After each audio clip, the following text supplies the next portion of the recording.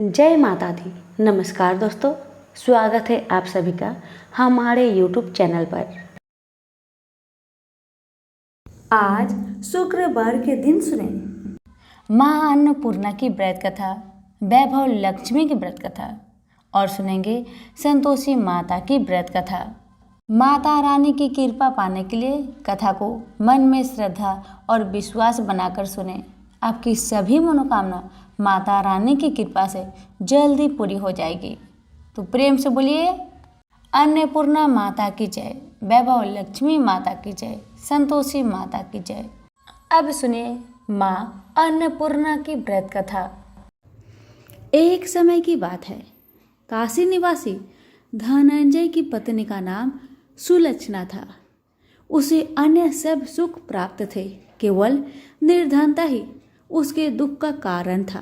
यह दुख उसे हर समय सताता था।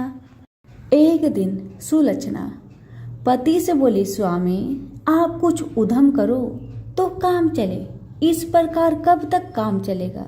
सुलक्षणा की बात धनंजय के मन में बैठ गया और वह उसी दिन विश्वनाथ शंकर जी को प्रसन्न करने के लिए बैठ गया और कहने लगा, हे देवाधिदेव विश्वेश्वर, मुझे पूजा पाठ कुछ नहीं आता, केवल आपके भरोसे बैठा हूँ। इतनी विनती करके वह 2-3 दिन भूखा प्यासा बैठा रहा।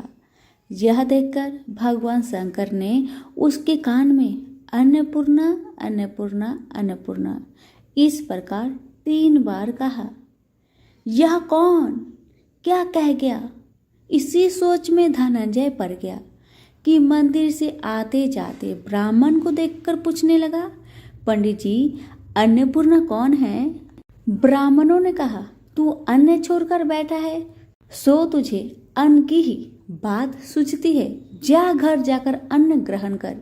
धनंजय घर गया, स्त्री से सारी बात कही। वह बोली, नाथ आप चिंता ना करें, स्वयं शंकर जी ने यह मंत्र आपको दिया है, वे स्वयं ही खुलासा करेंगे, आप फिर जाकर उनकी आराधना करें। धनंजय फिर जैसा का तैसा पूजा में बैठ गया। रात्रि में शंकर जी ने आज्ञा दी, कहा तू पूर्व दिशा में चला जा, वह अन्नपूर्णा का नाम जपता जाता और रास्ते में फल खाता, झरनों का पानी पीता जाता। इसी प्रकार कितने ही दिनों तक चलता गया। वहां उसे चांदी सी चमकती वन की शोभा दिखने में आई। सुंदर सरोवर दिखने में या उसके किनारे कितनी ही अप्सराएं झुंड बनाए बैठी थी और सब मां अन्नपूर्णा इस प्रकार बार बार कहती थी। यह अगहन मास की उजेली रात्रि थी और आज से ही व्रत का ये आरंभ था। जिस शब्द की खोज करके वह निकला था वह उसे वहां सुनने को मिला। धनंजय ने उनके पास जाकर पूछा, हे देवियों आप यह क्या कर रही हो? उन सब ने कहा, हम सब मां अन्नपूर्णा का व्रत करते हैं। व्रत करने से क्या होता है? यह किसी ने किया भी है, इसे कब किया जाए, कैसा व्रत है और कैसी विधि है, मुझे भी कहो। वे कहने लगी, इस व्रत को सब कोई कर सकता है। 21 दिन तक के लिए 21 गांठ का सूत लेना चाहिए। 21 दिन या दिन ना बने तो 1 दिन उपवास करे, या भी ना बने तो केवल कथा सुनकर प्रसाद ले। निराहार रहकर कथा कहे, कथा सुनने वाला कोई ना मिले तो पीपल के पत्तों को रख, सुपारी या घृत कुमारी वृक्ष को सामने कर, दीपक को साक्षी कर, सूर्य गाय तुलसी या महादेव को बिना कथा सुनाए मुख में दाना न डाले। यदि भूल से कुछ पड़ जाए तो 1 दिवस फिर उपवास करे। व्रत के दिन क्रोध ना करे और झूठ ना बोले। धनंजय बोला, इस व्रत के करने से क्या होगा? वे कहने लगी, इसके करने से अंधों को नेत्र मिले, लूलों को हाथ मिले, निर्धन के घर धन आए, बाझिन को संतान मिले, मूर्खों को विद्या आए। जो जिस कामना से व्रत करे माँ उसकी इच्छा पूरी करती है। वह कहने लगा, बहनों, मेरे भी धन नहीं है, विद्या नहीं है, कुछ भी तो नहीं है।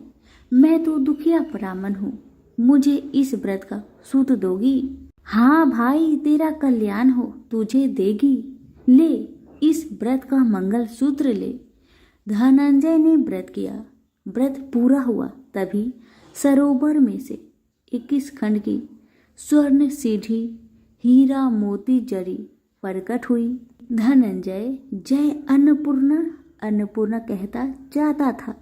इस प्रकार कितनी ही सीढ़ियां उतर गया तो क्या देखता है कि करोड़ों सूर्य से प्रकाशमान अन्नपूर्णा माँ का मंदिर है। उसके सामने स्वर्ण सिंहासन पर माता अन्नपूर्णा विराजमान है। सामने भिक्षा हेतु शंकर भगवान खड़े हैं। देवगनाएं चंवर डुलाती है। कितनी ही हथियार बांधे पहरा देती है। धनंजय दौड़कर जगदम्बा के चरणों में गिर गया। देवी उसकी मन का कलेश जान गई।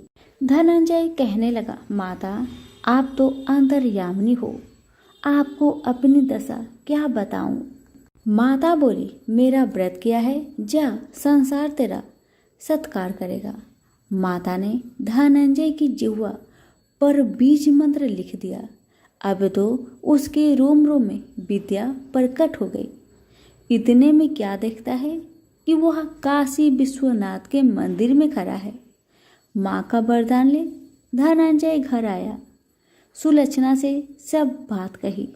माता जी की कृपा से उसके घर में संपत्ति उमड़ने लगी। छोटा सा घर बहुत बड़ा गिना जाने लगा। जैसे शहद के पत्तों में मक्खियाँ जमा होती है, उसी प्रकार उनके सगे संबंधी आकर उसकी बड़ाई करने लगे। कहने लगे, इतना धन और इतना बड़ा घर, सुंदर संतान नहीं हो तो इस कमाई का कौन भोग करेगा? सुलक्षणा से संतान नहीं है, इसलिए तुम दूसरा विवाह करो। अनिच्छा होते हुए भी धनंजय को दूसरा विवाह करना पड़ा और सती सुलक्षणा को सौत का दुख उठाना पड़ा। इस प्रकार दिन बीतते गया। फिर अगहन मास आया।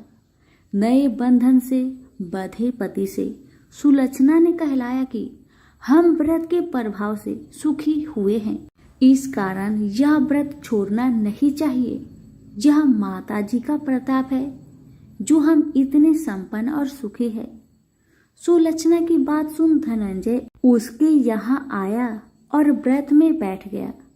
नई बहू को इस व्रत की खबर नहीं थी। वह धनंजय की आने की राह देख रही थी। दिन बीतते गए और व्रत पूर्ण होने में 3 दिवस बाकी थे कि नई बहू को खबर पड़ी। उसके मन में ईर्ष्या की ज्वाला दहक रही थी।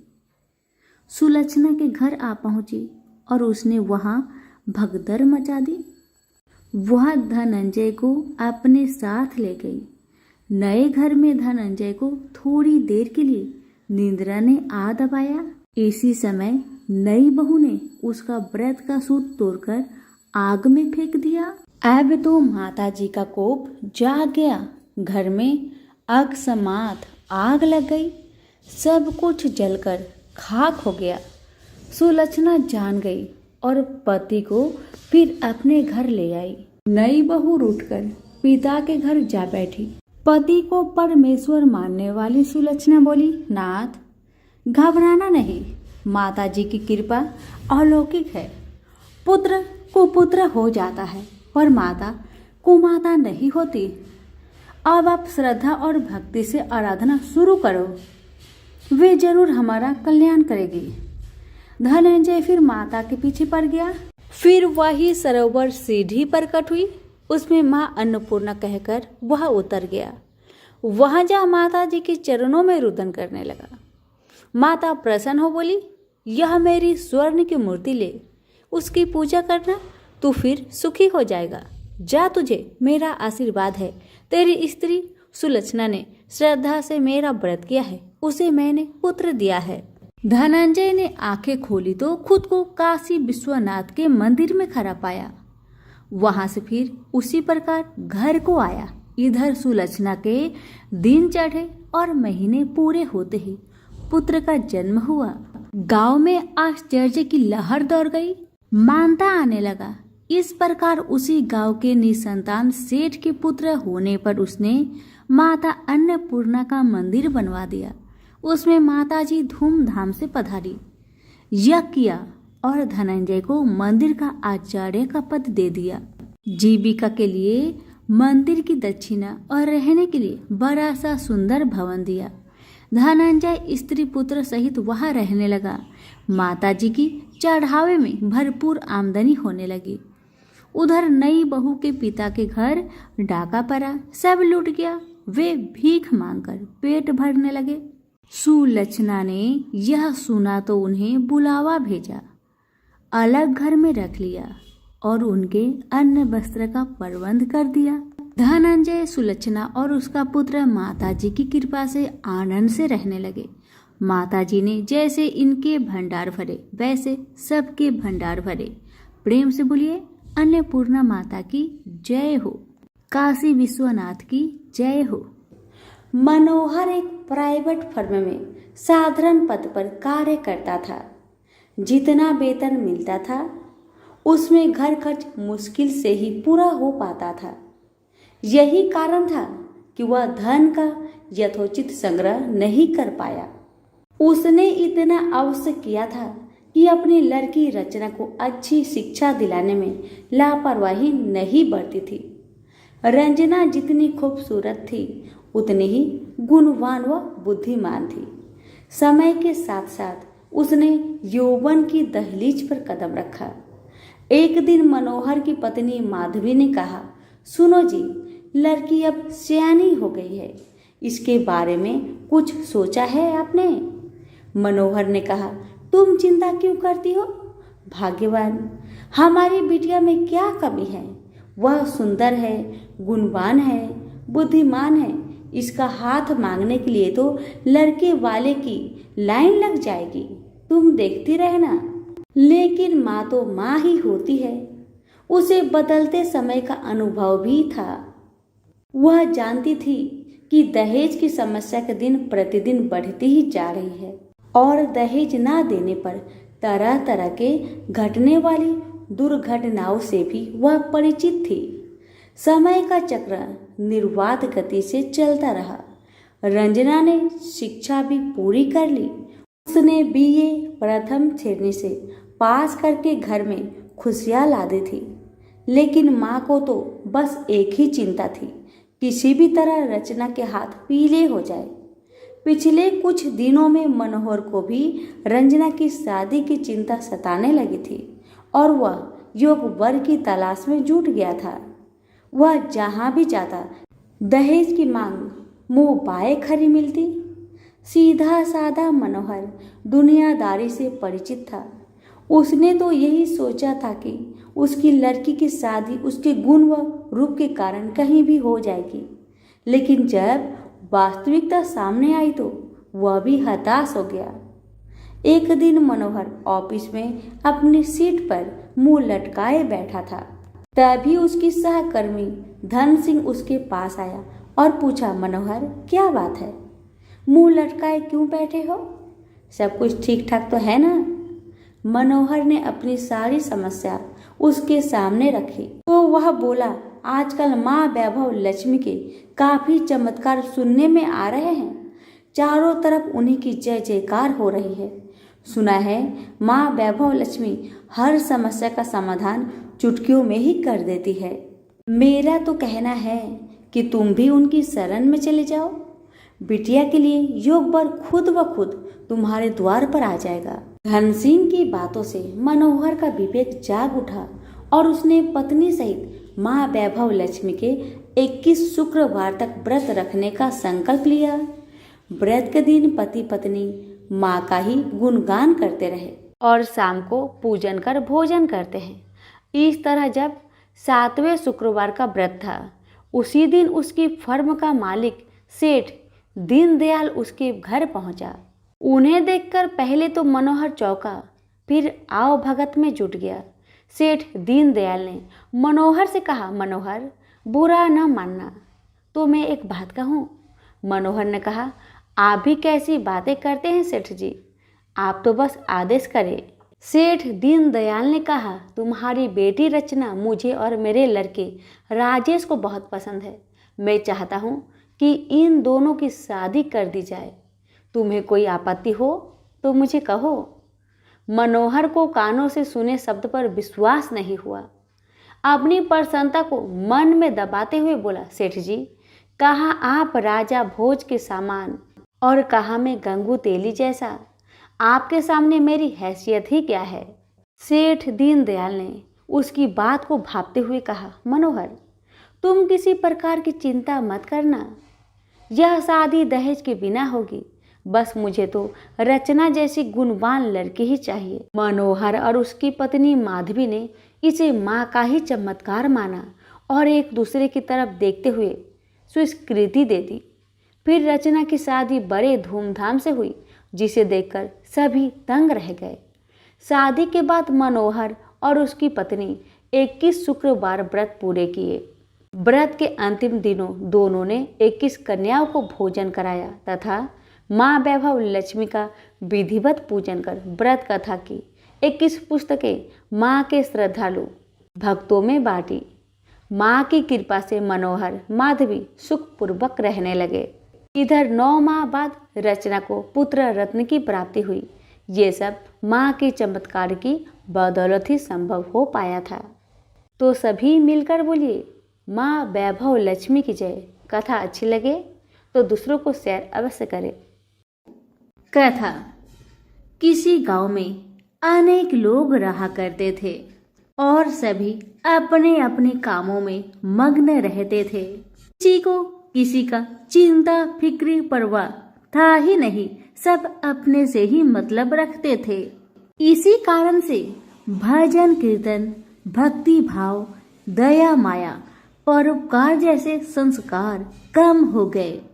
उस गांव में बुराइयां बढ़ गई थी। शराब, जुआ, रेस, व्यभिचार, चोरी डकैती वगैरह बहुत गुना शहर में होता रहता था। इसके बावजूद उस गांव में कुछ अच्छे लोग भी रहा करते थे। ऐसे ही लोगों में शीला और उनके पति की गृहस्थी मानी जाती थी। शीला बहुत धार्मिक प्रवृत्ति की थी और उसका स्वभाव संतोषी था। उनका पति भी विवेकी और सुशील था। शीला और उसका पति कभी किसी की बुराई नहीं किया करते थे और प्रभु भजन में अच्छी तरह समय व्यतीत करते थे। शहर के लोग उनकी गृहस्थी की सराहना करते थे। देखते ही देखते दिन बीतने लगा, समय बदल गया। शीला का पति बुरे लोगों से दोस्ती कर बैठा। अब होना क्या था वो तो हम सभी जानते हैं। अच्छे संगति का असर हमेशा अच्छा ही होता है, बुरा संगति का असर हमेशा बुरा ही होता है। इसलिए हमें हमेशा अच्छे संगति से संगत रखना चाहिए, बुरे से नहीं। अब जब शीला का पति बुरे लोगों से दोस्ती कर बैठा, अब वह जल्द से जल्द करोड़पति बनने का ख्वाब देखने लगा। इसलिए वह गलत रास्ते पर चल पड़ा। फलस्वरूप वह रोडपति बन गया। कहा जाता है ना, लालच बुरी बला है, इसलिए लालच नहीं करना चाहिए। अपना ईमानदारी और मेहनत से आगे बढ़ना चाहिए। अब जब शीला का पति रोडपति बन गया, यानी रास्ते पर भटकते भिखारी जैसी उसकी हालत हो गई थी। शराब, जुआ, रेस, चरस, गांजा वगैरह बुरी आदतों में शीला का पति भी फंस चुका था। दोस्तों के साथ उसे भी शराब की आदत बुरी तरह लग गई थी। इस प्रकार उसने अपना सब कुछ रेस जुए में गवा दिया। अब तो शीला अपने पति के बर्ताव से बहुत दुखी रहने लगी, किंतु उसे भगवान पर भरोसा था कि सब कुछ ठीक हो जाएगा। यही सोचकर वह अपने पति के बुरे बर्ताव को सहने लगी। शीला अपना अधिकांश समय प्रभु की भक्ति में बिताने लगी। अचानक एक दिन दोपहर को उनके द्वार पर किसी ने दस्तक दिया। शीला ने द्वार खोलकर देखा कि एक माजी खड़ी थी। उनके चेहरे पर अलौकिक तेज निखर रहा था। उनकी आंखों में से मानो अमृत की वर्षा हो रहा था। उनका भव्य चेहरा करुणा और प्यार से छलक रहा था। उनको देखते ही शीला के मन में अपार शांति छा गई। सारी चिंता मिट गई। शीला के रोम रोम में आनंद छा गया। शीला उस माजी को आदर के साथ अपने घर ले आई। दुख का बात यह था कि शीला के घर में बैठाने के लिए कुछ भी नहीं था कि माजी को किस पर बैठाया जाए। बेचारी यह सोच विचार के उसने एक सकुचाकर एक फटी हुई चादर पर उनको बिठाया और शीला ने कहा, माजी, मेरे घर में और कुछ भी नहीं है जो मैं आपको बैठा सकूं, इसलिए माँ मुझे माफ करना, मैं आपको फटी हुई चादर पर बैठा रही हूँ। माँ तो शीला की बातों से मंद मंद मुस्कुरा रही थी। माँ तो शीला की हर कहानी को जानती थी कि उसका पति उसके साथ कैसा व्यवहार कर रहा है। बेचारी कितने दुख में है। शीला के बातें सुन माजी प्रेम भरी शब्दों से बोली, शीला, क्यों मुझे तुमने पहचाना नहीं? हर शुक्रवार को लक्ष्मी जी के मंदिर में भजन कीर्तन के समय मैं ही तो वहां आती हूँ। इसके बावजूद शीला कुछ नहीं समझ पा रही थी। फिर माजी ने कहा, तुम बहुत दिनों से मंदिर नहीं आ रही हो, अतः मैंने सोचा चलो मैं ही देख लेती हूँ। माजी के अति प्रेम भरे शब्दों से शीला का हृदय पिघल गया। उसकी आंखों में आंसू आ गए और वह बिलख बिलख कर जोर जोर से रोने लगी। शीला को रोते देखकर माजी ने कहा, बेटी, सुख और दुख तो धूप और छाव जैसे होते हैं। धैर्य रखो बेटी, धैर्य रखो। और तुझे क्या परेशानी है, मुझे सारी परेशानी बता दे। माजी के व्यवहार से शीला को काफी संबल मिला और सुख की आस में उसने माजी को अपनी सारी दुख की कहानी सुना दी। कहानी सुनकर माजी ने कहा, कर्म की गति न्यारी होती है। हर इंसान को अपने कर्म भुगतने ही पड़ते हैं। इसलिए बेटी तू चिंता मत कर, अब तू कर्म भुगत चुकी है। अब तुम्हारे सुख के दिन अवश्य आएगी। तू माँ लक्ष्मी जी की भक्त है। माँ लक्ष्मी जी तो प्रेम और करुणा की अवतार है। वे अपने भक्तों पर हमेशा ममता छिड़कती है। इसलिए तू धैर्य रखकर माँ लक्ष्मी का व्रत कर, इससे सब कुछ ठीक हो जाएगा।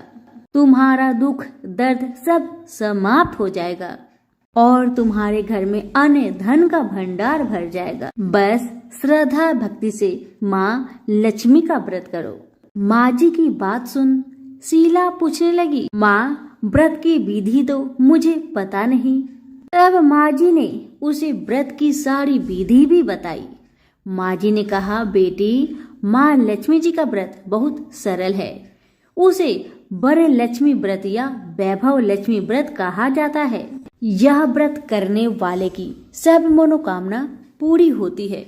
वह सुख संपत्ति और यश प्राप्त करता है। शीला यह सब सुनकर आनंदित हो उठी। शीला ने संकल्प करके आंखें खोली तो सामने कोई नहीं था। वह विस्मित हो गई कि माँ जी कहाँ गई? अभी तो माँ जी मेरे सामने खड़ी थी। शीला को तत्काल यह समझने में देर नहीं लगी कि माँ जी कोई और नहीं, साक्षात माँ लक्ष्मी ही थी। दूसरे दिन शुक्रवार था। सवेरे स्नान करके स्वच्छ कपड़े पहनकर शीला ने माँ जी द्वारा बताई विधि से पूरे मन से श्रद्धा भक्ति से व्रत किया और आखिर में प्रसाद वितरण हुआ। यह प्रसाद पहले पति को खिलाया। प्रसाद खाते ही पति के स्वभाव में फर्क पड़ गया। माँ लक्ष्मी की कृपा से उसका पति जिस दिन प्रसाद खाया उस दिन अपनी पत्नी को मारा पीटा नहीं, सताया भी नहीं। शीला को बहुत अच्छा लगा। शीला के मन में तो अब पहले से भी ज्यादा वैभव लक्ष्मी व्रत के लिए श्रद्धा बढ़ गई। शीला ने पूर्ण श्रद्धा भक्ति के साथ 21 शुक्रवार तक वैभव लक्ष्मी व्रत किया। 21वें शुक्रवार को माँ जी के कहे मुताबिक उद्धापन विधि करके 7 स्त्रियों को वैभव लक्ष्मी व्रत की 7 पुस्तक उपहार में दी। फिर माता जी के धन लक्ष्मी स्वरूप की छवि को बंधन करके भाव से मन ही मन प्रार्थना करने लगी। हे माँ धन लक्ष्मी, मैंने आपका वैभव लक्ष्मी व्रत करने की मन्नत मानी थी, वह व्रत आज पूर्ण किया है। हे माँ, मेरी हर विपत्ति को दूर करो, हमारा सबका कल्याण करो। जिसे संतान ना हो माँ, उसे संतान देना। सौभाग्यवती स्त्री का सौभाग्य को माँ अखंड रखना। कुंवारी लड़कियों को मन भावन पति देना। जो आपका यह चमत्कारी वैभव लक्ष्मी व्रत करे, उनकी सब विपत्ति को दूर करना, सभी को सुखी रखना। हे माँ, आपकी महिमा अपार है। ऐसा बोलकर लक्ष्मी जी के धन लक्ष्मी स्वरूप की छवि को प्रणाम किया। व्रत के प्रभाव से शीला का पति अच्छा इंसान बन गया और अब शीला का पति मेहनत करके व्यवसाय करने लगा। उसने तुरंत शीला के गिरवी रखे गहने छुड़ा लिए। घर में धन की बाढ़ सी आ गई। घर में पहले जैसी सुख शांति छा गई। वैभव लक्ष्मी व्रत का प्रभाव देखकर मोहल्ले की दूसरी स्त्रियां भी विधि पूर्वक वैभव लक्ष्मी व्रत करने लगी। सभी प्रेम से बोले, वैभव लक्ष्मी माता की जय हो। आइए अब जानते हैं वैभव लक्ष्मी व्रत का उद्धापन विधि। 7, 11 या 21 जितने भी शुक्रवार की मन्नत मांगी हो, उतने शुक्रवार तक यह व्रत पूरी श्रद्धा तथा भावना के साथ करना चाहिए। आखिरी शुक्रवार को इसका शास्त्रीय विधि के अनुसार उद्धापन करना चाहिए। आखिरी शुक्रवार को प्रसाद के लिए खीर बनानी चाहिए। जिस प्रकार हर शुक्रवार को हम पूजन करते हैं, वैसे ही करना चाहिए। पूजन के बाद माँ के सामने एक श्रीफल फोड़े। फिर कम से कम 7 कुंवारी कन्या या सौभाग्यशाली स्त्रियों को कुमकुम का तिलक लगाकर माँ वैभव लक्ष्मी व्रत कथा की किताब की एक प्रति उपहार में देनी चाहिए और सबको खीर का प्रसाद देना चाहिए। इसके बाद माँ लक्ष्मी जी को श्रद्धा सहित प्रणाम करना चाहिए।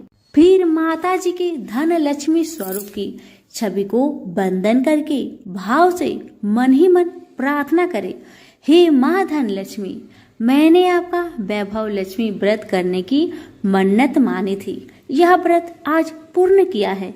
हे माँ, हमारी मनोकामना पूर्ण करे, हमारी हर विपत्ति को दूर करे, हम सबका कल्याण करे। जिसे संतान ना हो उसे संतान देना, सौभाग्यवती स्त्री का सौभाग्य अखंड रखना, कुंवारी लड़की को मन भावन पति देना।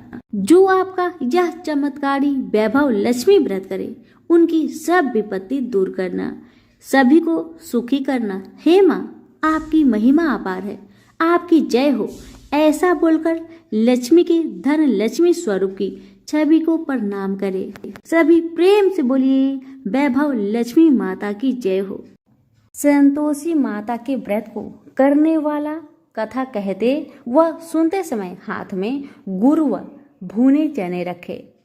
सुनने वाले संतोषी माता की जय, संतोषी माता की जय, इस प्रकार जय जयकार मुख से बोलते जाए।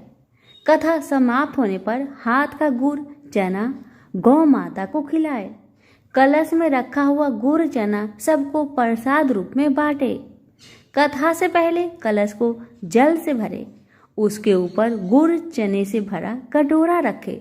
कथा समाप्त होने और आरती होने के बाद कलश के जल को घर में सब जगह पर छिड़के और बचा हुआ जल तुलसी की क्यारी में डाल दे। ₹1.25 का गुड़ चना लेकर माता का व्रत करे। गुड़ घर में हो तो ले ले, विचार न कर, क्योंकि माता भावना की भूखी है। कम ज्यादा का कोई विचार नहीं चाहिए। जितना भी आपसे बन पड़े अर्पण करे। श्रद्धा और प्रेम से प्रसन्न मन हो व्रत करना चाहिए। व्रत के उद्यापन में 2.5 सेर खाजा, मोमन दाल पूरी, खीर चने का साग नैवेद्य रखे, घी का दीपक जला संतोषी माता की जय जयकार बोले, नारियल फोड़े। इस दिन घर में कोई खटाई न खाए और ना किसी को खाने को दे। इस दिन 8 लड़कों को भोजन कराए। देवर जेठ के लड़के मिलते हो तो दूसरों को न बुलाना। कुटुंब में न मिले तो ब्राह्मण के रिश्तेदारों के या फिर पड़ोसियों के लड़के को बुलाए। उन्हें खटाई की कोई वस्तु ना दे तथा भोजन कराकर यथाशक्ति दक्षिणा दे। नगद पैसे ना दे, कोई वस्तु दक्षिणा में दे। व्रत करने वाला कथा सुन प्रसाद ले, एक समय भोजन करे। इस तरह से माता प्रसन्न होगी और दुख दरिद्रता दूर होकर मनोकामना पूरी होगी। अब सुनिए कथा। पहले बोलिए संतोषी मैया की जय हो। एक बुढ़िया थी, उसके 7 पुत्र थे। 6 कमाने वाले और एक निकम्मा था। बुढ़िया माँ 6 पुत्रों की रसोई बनाती, भोजन कराती और जो बचता वह 7वें को देती थी।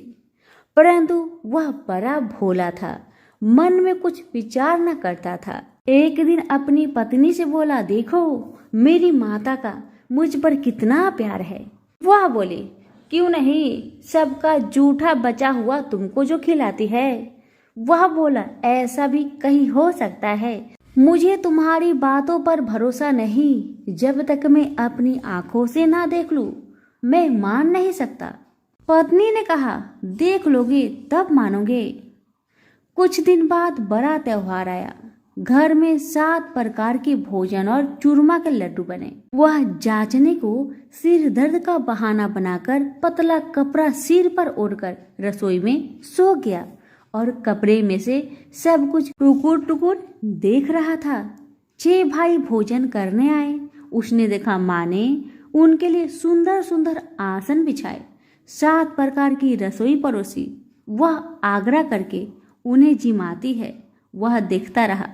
6 भाई भोजन करके उठे, तब जूठी थालियों में से लड्डुओं के टुकड़ा उठाकर एक लड्डू बनाया।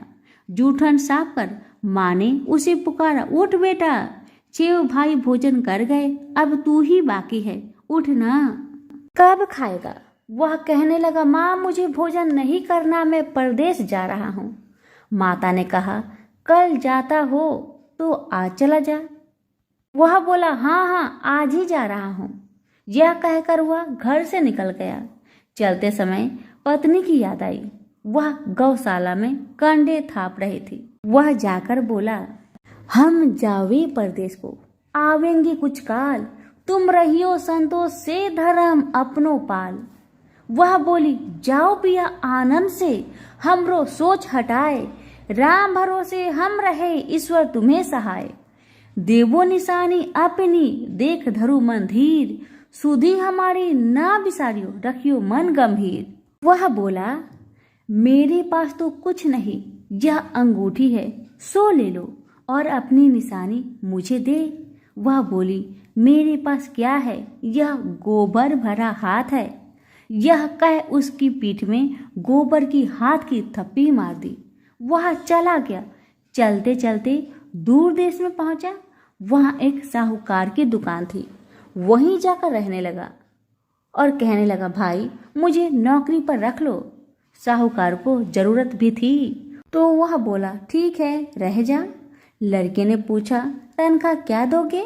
साहूकार ने कहा, काम देखकर दाम मिलेगा। साहूकार की नौकरी मिली। वह सवेरे 7 बजे से रात तक नौकरी करने लगा। कुछ दिनों में साहूकार का सारा लेन देन का हिसाब, ग्राहकों को माल बेचना, सारा काम करने लगा। साहूकार के 7-8 नौकर थे। सब चक्कर खाने लगे कि या तो बहुत होशियार बन गया। सेठ ने भी काम देखा और 3 महीने में उसे आधे मुनाफे का साझीदार बना दिया और 12 बरस में नामी सेठ बन गया। और मालिक सारा कारोबार उसके ऊपर छोड़कर बाहर चला गया। अब उधर पत्नी के साथ क्या होता है उसे सुनिए। सास ससुर उसे दुख देने लगे, सारी गृहस्थी का काम करा के उसे लकड़ी लेने जंगल में भेजते और घर की रोटियों के आटे से जो भूसी निकलती थी उसकी रोटी बनाकर रख दी जाती थी और फूटी नारियल की खोपड़ी में पानी। इस तरह दिन बीतते रहे। एक दिन की बात है, वह लकड़ी लेने जा रही थी कि रास्ते में बहुत सी स्त्रियां संतोषी माता की व्रत करती दिखाई दी। वहीं खड़ी हो वह भी कथा सुन और बहनों से बोली, बहन तुम किस देवी देवता का व्रत करती हो और इसके करने से क्या फल होता है? इस व्रत की करने की विधि क्या है? यदि तुम अपने इस व्रत का विधान मुझे समझाकर कहोगी तो मैं भी तुम्हारा बड़ा एहसान मानूंगी। तब उनसे एक स्त्री बोली, सुनो, यह संतोषी माता का व्रत है। इसके करने से निर्धनता दरिद्रता का नाश होता है, लक्ष्मी आती है, मन की चिंताएं दूर होती है, घर में होने से मन को सुख प्रसन्नता और शांति मिलती है। व्रत के दिन घर में खटाई कोई न खाए। यह सुनकर बहू चल दी। रास्ते में लकड़ी बोझ को बेच दिए और उन पैसों से गुड़ चना ले माता के व्रत की तैयारी कर आगे चली गई और सामने मंदिर देख पूछने लगी, यह मंदिर किसका है? सब बच्चे कहने लगे, संतोषी माता का मंदिर है। यह सुन माता के मंदिर में जा माता के चरणों में लौटने लगी। दिन हो विनती करने लगी, माँ मैं निपट मूर्ख हूँ, व्रत के नियम कुछ नहीं जानती, मैं बहुत दुखी हूँ। हे माता जगत जननी, मेरा दुख को दूर कर, मैं तेरी शरण में हूँ। माता को दया आई। एक शुक्रवार बीता कि दूसरे शुक्रवार को ही इसके पति का पत्र आया और तीसरे को उसका भेजा पैसा भी आ गया। यह देख जेठानी मुंह सिकुड़ने लगी, इतने दिनों में इतना पैसा आया, इसमें क्या बुराई है? लड़के ताने देने लगे कि काकी बुलाने से भी नहीं बोलेगी। बेचारी सरलता से कहती, भैया पत्र आवे रुपया आवे तो हम सबके लिए अच्छा है। ऐसा कहकर आंखों में आंसू भरकर संतोषी माता के मंदिर में आ मातेश्वरी के चरणों में गिरकर रोने लगी। माँ मैंने तुमसे पैसा नहीं, मुझे पैसे से क्या काम है माँ, मुझे तो अपने सुहाग से काम है। मैं तो अपनी स्वामी के दर्शन और सेवा मांगती हूँ। तब माता ने प्रसन्न होकर कहा, जा बेटी तेरी स्वामी आएगा। यह सुन खुशी से बावली हो घर का काम काज करने लगी। अब संतोषी माँ विचार करने लगी, इस भोली पुत्री से मैंने तो कह दिया तो उसका पति आएगा, पर आवेगा कहाँ से? वह तो इसे सपने में भी याद नहीं करता। उसे याद दिलाने के लिए मुझे जाना पड़ेगा। इस तरह माता बुढ़िया के सपने में जा प्रकट हो कहने लगी, साहूकार के बेटे सोता है या तू जागता है? वह बोला, माता सोता भी नहीं जागता भी नहीं, बीच में ही हूँ, कहो क्या आज्ञा है? माँ कहने लगी, तेरा घर बार कुछ है या नहीं? वह बोला, मेरा सब कुछ है माँ, बाप भाई बहन व पत्नी, क्या कमी है? माँ बोली, भोले पुत्र तेरी स्त्री घोर कष्ट उठा रही है, तेरे माँ बाप उसे दुख दे रहे हैं, वह तेरे लिए तरस रही है, तू उसकी सुधि ले। वह बोला, माता यह तो मुझे मालूम है, परंतु जाऊं कैसे? परदेश की बात है, लेन देन का कोई हिसाब नहीं, जाने का कोई रास्ता नजर नहीं आता माँ, कैसे चला जाऊं? माँ कहने लगी, मेरी बात मान, सवेरे नहा धोकर माता का नाम ले, घी का दीपक जला, दंडवत कर दुकान पर बैठ जा, देखते देखते तेरा लेन देन चुक जाएगा, माल बिक जाएगा, साज होते होते धन का ढेर लग जाएगा। तब सवेरे बहुत जल्दी उठ उसने लोगों से अपने सपने की बात कही तो वे सब उसकी बात अनसुनी कर दिल लगी उड़ाने लगे कि कहीं सपने भी सच होते हैं। एक बूढ़ा बोला, देख भाई मेरी बात मान, इस तरह सच झूठ करने के बदले देवता ने जैसा कहा है वैसा ही करो, तेरा इसमें क्या जाता है। अब बूढ़े की बात मानकर नहा धोकर संतोषी माता को दंडवत कर घी का दीपक जलाकर दुकान पर बैठ गया। थोड़ी देर में क्या देखता है कि दिन वाले रुपए लाए, लेने वाले हिसाब लेने लगे। कोठे में भरे सपनों के खरीदार नगद दाम में सौदा करने लगे। शाम तक धन का ढेर लग गया। माता का यह चमत्कार देख खुश हो मन में माता का नाम ले घर जाने की वास्ते गहना कपड़ा खरीदने लगा और वहां के काम से निपटकर तुरंत रवाना हुआ। वहां पत्नी बेचारी जंगल में लकड़ी लेने जाती, लौटते वक्त माता जी की मंदिर में विश्राम करती है। वह तो उसका रोज रुकने का स्थान ठहरा। दूर से धूल उठती देखकर वह माता से पूछती है, हे माता, यह धूल कैसे उड़ रही है। माँ कहती है, हे पुत्री, तेरा पति आ रहा है। अब तू ऐसा कर, लकड़ियों के 3 बोझ बना ला, एक नदी के किनारे रख, दूसरा मेरे मंदिर पर और तीसरा अपने सिर पर रख। तेरे पति को लकड़ी का गट्ठा दिख मोह पैदा होगा, वह वहां रुकेंगे, नाश्ता पानी बना खा पीकर माँ से मिलने जाएगा। तब तू लकड़ी का बोझ उठाकर जाना और बीच में चौक के गट्ठा डालकर 3 आवाजें लगाना, लो सासू जी, लकड़ियों का गट्ठा लो, भूसे की रोटी दो, नारियल के खोपरे में पानी दो, आज मेहमान कौन आया है। माँ की बात सुन उसने कहा, बहुत अच्छा माता, कहकर प्रसन्न हो लकड़ियों के 3 गट्ठे ले आई। एक नदी के तट पर, एक माता के मंदिर पर रखा। इतने में ही मुसाफिर आ पहुंचा। सूखी लकड़ी देख उसके पति की इच्छा हुई कि यही निवास करे और भोजन बना खा पीकर गांव जाए। इस प्रकार भोजन बना, विश्राम करके वह गांव को गया। जब वह सबसे प्रेम से मिल रहा था, उसी समय पत्नी सिर पर लकड़ी का गट्ठा लिए आती है। लकड़ी की भारी बोझ आंगन में रखकर जोर से 3 आवाज देती है, लो सासू जी, लकड़ी का गट्ठा लो, भूसे की रोटी दो, नारियल के खोपरे में पानी दो, आज कौन मेहमान आया है।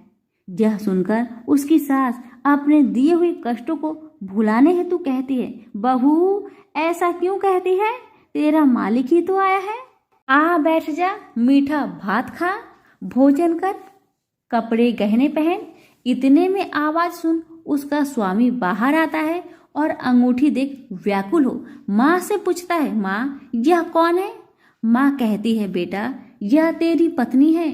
आज 12 वर्ष हो गए जब से तू गया है, तब से सारे गांव में जानवर की तरह भटकती रहती है, कामकाज घर का कुछ नहीं करती है, 4 समय आकर खा जाती है। अब तुझे देखकर भूसी की रोटी और नारियल के खोपरे में पानी मांगती है।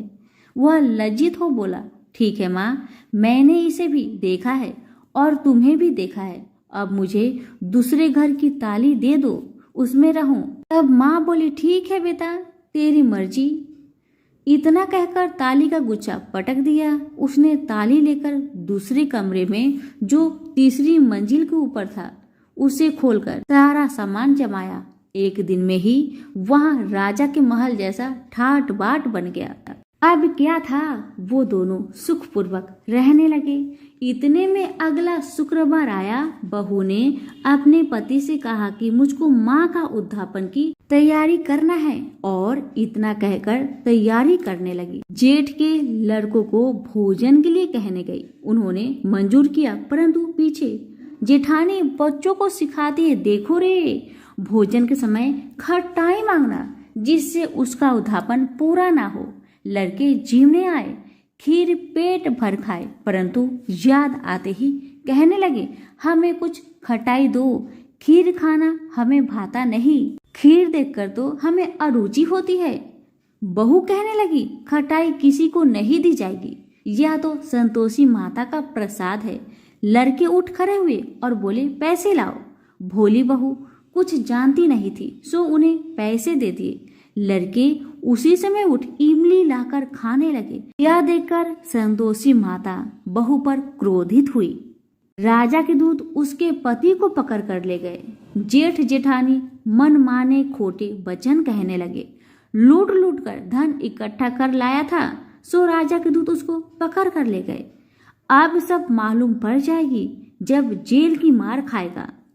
बहू से वचन सहन नहीं हुए, वह रोती रोती माता के मंदिर में गई और बोली, हे माता, तुमने ये क्या किया? मुझे हंसाकर अब क्यों रुलाती हो माँ?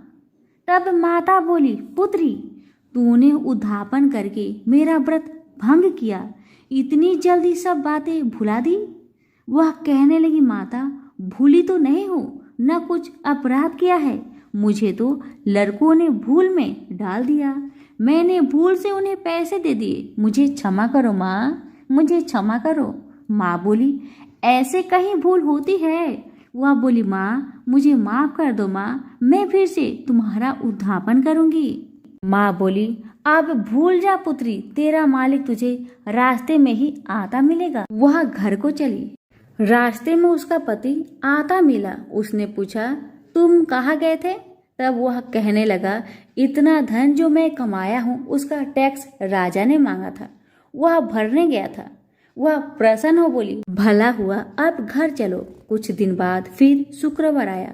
वह बोली, मुझे माता का उद्धापन करना है। पति ने कहा, करो फिर। जेठ के लड़कों से भोजन को कहने गई। जेठानी ने एक दो बातें सुनाई और लड़कों को सिखा दिया कि तुम पहले ही खटाई मांगने लगना। लड़के कहने लगे, हमें खीर खाना नहीं भाता, जी बिगड़ता है, कुछ खटाई खाने को देना। वह बोली, खटाई खाने को नहीं मिलेगा, खाना हो तो खाओ, अन्यथा तुम जा सकते हो। वह बेचारी ब्राह्मण के लड़कों को लाकर भोजन कराने लगी। यथाशक्ति दक्षिणा की जगह एक एक फल उन्हें दिया। इससे संतोषी माँ प्रसन्न हुई। माता की कृपा होते ही 9वें मास उसको चंद्रमा के समान सुंदर पुत्र उत्पन्न हुआ। पुत्र को लेकर प्रतिदिन माता जी के मंदिर जाने लगी। माँ ने सोचा कि वह रोज आती है, क्यों ना मैं इसके घर चलूं, इसका आसरा देखूं तो सही। यह विचार कर माता ने भयानक रूप बनाया। गुड़ और चने से सना, मुख ऊपर सूर्य के समान होठ, उस पर मक्खियां भिनभिना रही थी।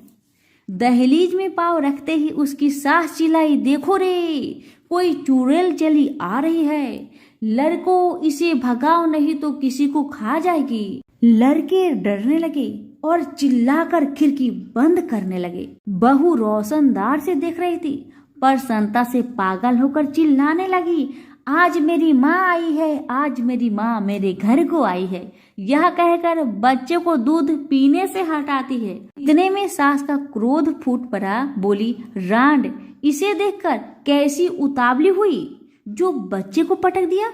इतने में माँ के प्रताप से जहाँ देखो वही लड़के ही लड़के नजर आने लगे। वह बोली, माँ जी, जिनका मैं व्रत करती हूँ यह तो वही संतोषी माता है। इतना कहा झट से सारे घर के किवाड़ खोल देती है। सबने माता के चरण पकड़ लिए और विनती कर कहने लगे, हे माता, हम मूर्ख है, हमें अज्ञानी है, पापी है, तुम्हारे व्रत की विधि हम नहीं जानते, तुम्हारे व्रत भंग कर हमने अपराध किया है माँ। हे माँ, आप हमारा अपराध क्षमा करो। उस प्रकार माता प्रसन्न हुई। माता ने बहू को जैसा फल दिया वैसा माता सबको दे। जो पढ़े उनका मनोरथ पूर्ण हो, जो सुने उनका भी मनोरथ पूर्ण हो। तो प्रेम से बोलिए, संतोषी माता की जय हो। कथा अच्छी लगे तो अब भी लाइक करके दूसरों को शेयर करें और चैनल को सब्सक्राइब करें। धन्यवाद।